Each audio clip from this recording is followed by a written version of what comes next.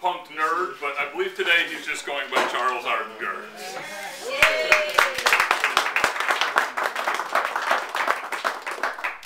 Thanks, and excuse me. Dexter's main audience. Okay, this poem is called When We Were Young from Craig.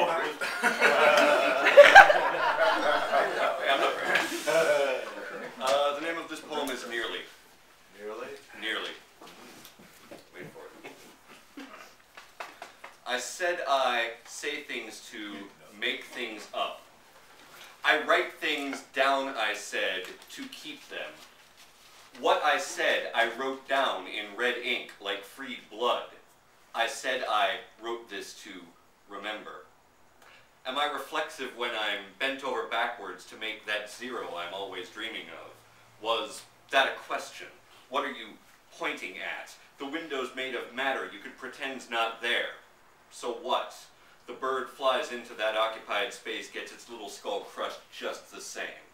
Quote, language is never about language, unquote.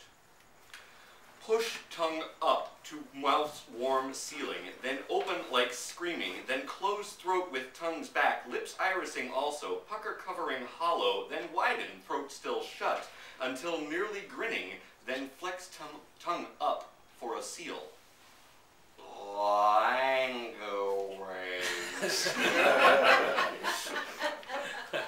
The Greeks have a word for it, but I don't speak that language, so I have to make one up for myself.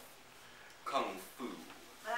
In little white letters on a little red sign for something to buy, as you might guess reading through a bus window, going by in fully ambiguous majesty, losing all track of my syntax.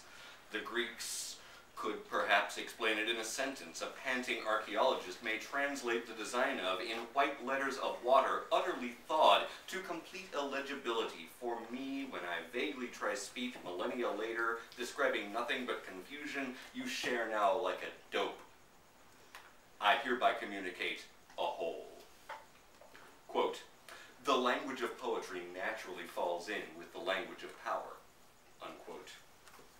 Use means, depending on the pronunciation, use it. It has no use. But it sure does fill up a dictionary, rhyming with Zeus and a little with Sousa, brassy thunder in every other sentence, useless defining its users. And here is the mountain. And now we are on top of the mountain. And here is what we are looking at. And now we are looking at it. And here is a pattern in the clouds. And now here is another pattern. And here is a word in the tops of the clouds, and now we are looking at it. And here is a word in another language, and now we are looking at it. And here is a message, and here is a question, and here is the mountain, and here is our trek through the desert at such weird angles to itself, and now we are talking about it, and now we are trying to read it, and now we cannot.